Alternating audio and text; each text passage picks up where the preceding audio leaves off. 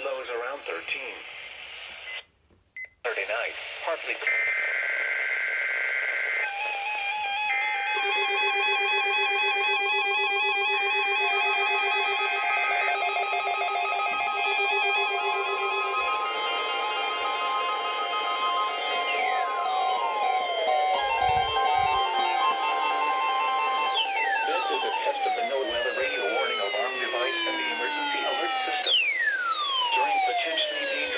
How is that a winter storm warning?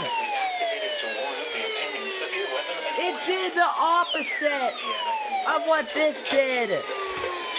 These receivers are normally conducted every Tuesday between 6 p.m. and 7 p.m. local time, and every Wednesday between 11 a.m. and noon local time. When there is a threat for existing severe weather in the area, the test is postponed until the next available non-severe hazard day.